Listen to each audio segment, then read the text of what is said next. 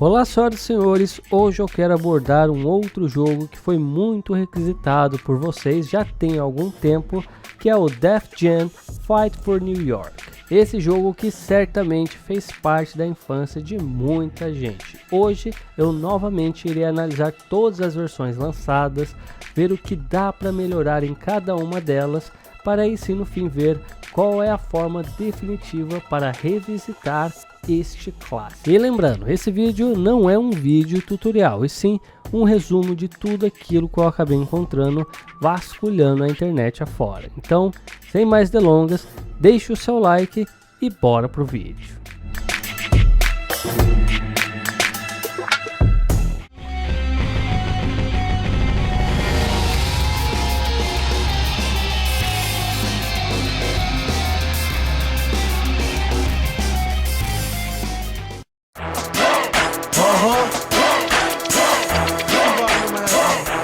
Def Jam Fight for New York foi lançado originalmente para o PS2, GameCube e Xbox em 2004. Em 2006 o jogo receberia mais um port que funciona mais como um prequel para o PSP, chamado de Def Jam Fight for New York The Takeover. Isso significa que, embora ele tenha várias similaridades com os jogos originais, ele acaba sendo um jogo totalmente novo, com várias coisas exclusivas ou então simplificadas se comparado ao jogo original. Porém, de qualquer forma, eu também irei abordar essa versão aqui e me aprofundar mais sobre essas diferenças mais para frente aqui no vídeo. A única versão que eu não irei abordar é a versão do Xbox. Assim que eu abri o jogo no emulador, a tela simplesmente não saiu da primeira tela de carregamento, e assim que eu fui consultar a compatibilidade do jogo, eu vi que ele ainda não está no estado jogável, então infelizmente não irei abordar essa versão aqui. A versão do GameCube corre em 480p, mas através do emulador a gente consegue aumentar isso com muita facilidade,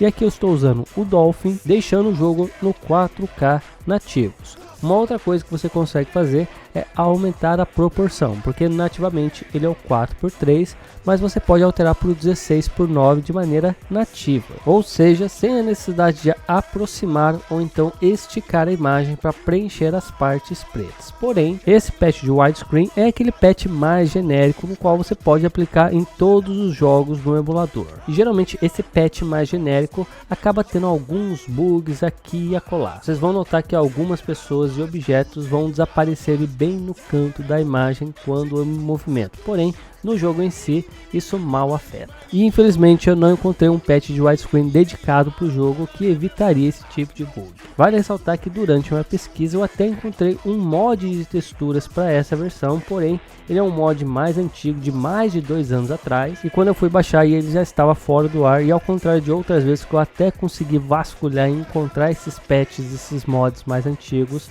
dessa vez eu não encontrei esse mod mais antigo. Já a versão de PSP, ela corre em 272p, mas novamente você pode aumentar isso facilmente até o 4K via emulação, e aqui eu estou usando o PPSSPP. E uma coisa que não se faz necessário aqui é algum patch para deixar o jogo em widescreen, isso porque o PSP já faz o widescreen de maneira nativa, e fica bem evidente a discrepância gráfica entre a versão de PSP e a versão do GameCube ou dos consoles de mesa de um modo geral. Aqui você terá texturas de pior qualidade, mas também a modelagem, não só dos personagens principais, mas principalmente dos personagens secundários que ficam ali em volta das arenas, sem falar que eles também estão em menor número. Uma outra diferença da versão de PSP para as versões de console são as cutscenes. Enquanto que no Xbox, PS2 e GameCube você tem cutscenes em tempo real, no PSP são imagens estáticas que remetem a um estilo em quadrinho. E tal como a versão de GameCube, eu não encontrei absolutamente mais nada para melhorar a qualidade gráfica dessa versão. E aí temos a versão que certamente foi a versão mais popular do jogo, que é a versão de PS2. Ela também corre nos 480p, mas novamente através do emulador, e aqui eu estou usando o PC SX2, a gente consegue elevar isso facilmente para o 4K nativos. E uma outra coisa muito interessante é que aqui há um patch para você deixar o jogo em 16:9, ou seja, widescreen, que ao contrário do que aconteceu na versão do GameCube, não tem qualquer bug visual. Aqui você realmente tem uma experiência em widescreen totalmente fluido. E novamente, diferentemente das demais versões, aqui eu acabei encontrando um mod de texturas de alta definição. Basicamente pegaram as texturas originais e fizeram um upscale através de inteligência artificial. Mas é bom também apontar algumas diferenças gráficas dessa versão de PS2 com a versão de GameCube, até porque essas versões teoricamente deveriam ser duas versões bem similares, mas aqui você tem algumas diferenças bem peculiares. A primeira diferença que eu notei é que a versão de PS2 possui um efeito de iluminação que está ausente na versão de GameCube, que é o Bloom Effect, e esse efeito acaba adicionando demais para a parte estética do jogo. E segundo as minhas pesquisas, esse efeito também está presente na versão de Xbox, ou seja, por alguma razão só o GameCube não possui esse efeito. Uma outra diferença que eu acabei percebendo é que as arenas na versão de PS2 estão mais cheias se comparadas às arenas da versão de GameCube. E em algumas dessas arenas, essa diferença é bem mais discrepante. Eu até entenderia essa diferença entre o console portátil PSP e as versões de consoles de mesa, mas é muito incomum você ter esse tipo de diferença entre duas versões de consoles tão similares. E a última diferença discrepante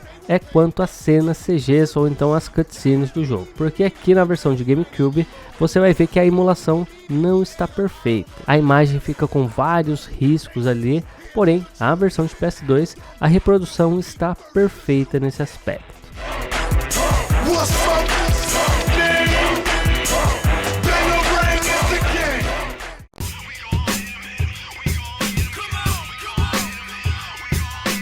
Já na parte de performance foi uma grande surpresa para mim. A versão de PSP, por incrível que pareça, se mantém muito sólida. O jogo corria ali a 60 frames por segundo na maior parte do tempo. Eu vi algumas quedinhas muito pontuais e o frame pace também é bem sólido. Não é perfeito, mas ele é bem sólido.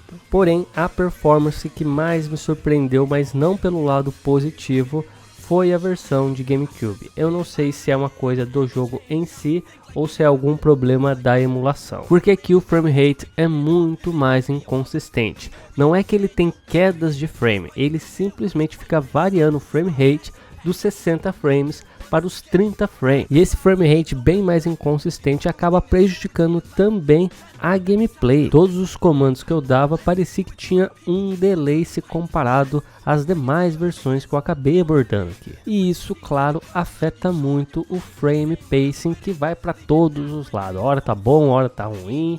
E fica um negócio assim muito inconstante mesmo. Eu cheguei a aplicar um overclock no processador emulado do GameCube e isso acabou resolvendo o problema do frame rate. Ele chegou a ficar travado ali nos 60 frames por segundo, mas mesmo assim eu sentia um pequeno delay na hora de executar os planos. Parece que o jogo foi construído meio que dessa forma. Sem falar que o frame pace ficou extremamente bizarro, ele ficava totalmente tremido, como vocês estão vendo aí, e dava a impressão jogando ali que o jogo estava correndo a 30, ele estava correndo a 60, mas o frame pacing estava tão estranho que dava a impressão que estava correndo a 30. Por outro lado, a versão de PS2 foi o que apresentou a melhor performance. O jogo realmente manteve ali os 60 frames por segundo de maneira muito sólida, sem qualquer queda de frame rate evidente. Além disso, o frame pacing também é excelente. Eu diria que é perfeito. Eu não vi qualquer variação durante meus testes. Uma coisa que é geral em todas as versões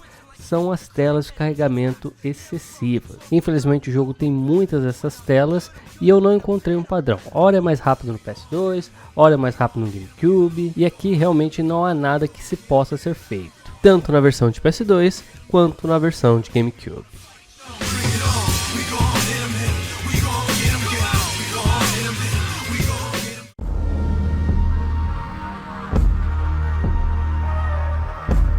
Quanto a adaptações, você tem novamente uma vantagem da versão de PS2, porque foi a única versão no qual encontrei algum tipo de adaptação para o português, e aqui foram as legendas. Mas vale ressaltar que essa tradução foi aplicada de uma maneira muito peculiar. Para você ativar essa tradução, você precisa mudar as configurações da BIOS para a língua francesa, e só assim você acaba ativando essa tradução.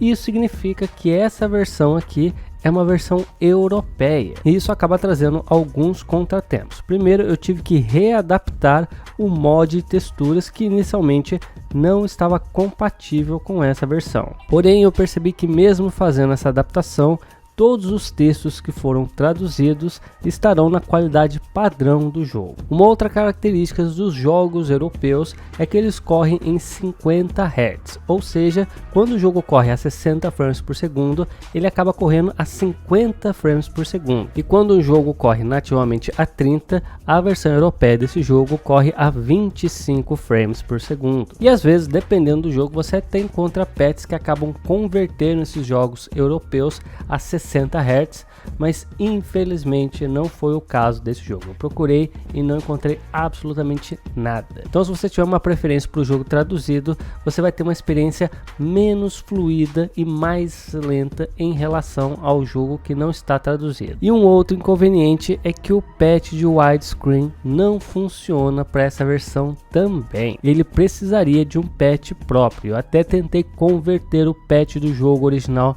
para essa versão traduzida, mas infelizmente também não deu certo. Então, novamente, caso você queira jogar esse jogo traduzido, você terá que abrir mão de outras melhorias gráficas. Então, por causa disso, sinceramente, eu não sei se eu recomendaria essa versão traduzida.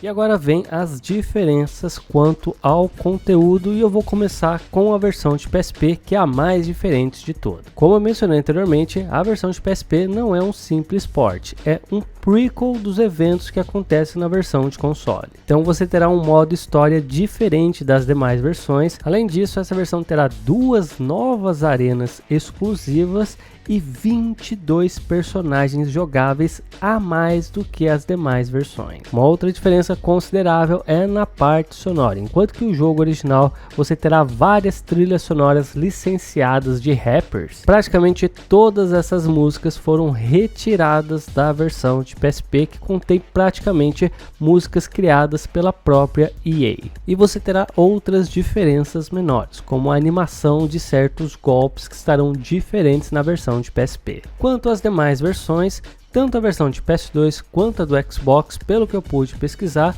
são praticamente idênticas. Porém, a versão do GameCube apresenta algumas diferenças em relação a essas versões, e algumas eu já mostrei aqui na parte gráfica. Além disso, a versão de GameCube possui apenas 20 músicas licenciadas, enquanto as demais versões possui 28 músicas licenciadas. Eu vou deixar aí na tela as músicas que foram retiradas dessa versão de GameCube. Outra coisa ausente na versão de GameCube são as opções de vozes para o seu personagem, porque nas demais versões você tem 6 tipos de vozes no qual você pode escolher quando você cria o seu personagem. Já na versão de GameCube, o jogo não te dá qualquer opção de escolha, você só tem uma única voz. E pelo que eu pude pesquisar, a discrepância entre essas versões do PS2 Xbox com a do GameCube é devido à capacidade de armazenamento da mídia usada nesses consoles. Enquanto que o PS2 e o Xbox usam o DVD convencional, que pode armazenar até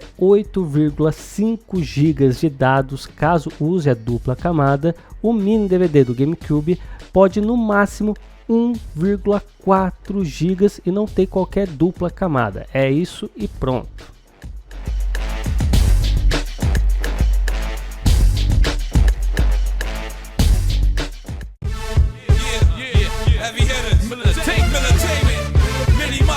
Bem pessoal, e aí está a minha comparação e análise de todas as versões lançadas do Def Jam Fight for New York. E não há qualquer dúvida que a melhor forma para revisitar esse clássico é através da versão do PS2 e as suas melhorias. Você terá os melhores gráficos, a melhor performance, não terá nenhum conteúdo cortado tal como a versão de GameCube, mas infelizmente, mesmo tendo disponível uma tradução completa para a língua portuguesa, eu não recomendaria usá-lo. Caso você não saiba, se você for membro aqui do canal, você terá acesso a um server no Discord, onde eu posto os vídeos tutoriais, ensinando tintim por tintim todos os processos, todos os passos que eu acabo fazendo aqui. E não só isso, todos os arquivos que eu acabo usando nas minhas versões definitivas, eu disponibilizo lá também. Então, os patches, os mods, traduções, o jogo, o emulador e etc, etc. Tudo bem mastigadinho para você não ter dor de cabeça alguma. E muitas vezes, quando o jogo é de PC, eu já deixo ele pré-instalado. É só você baixar,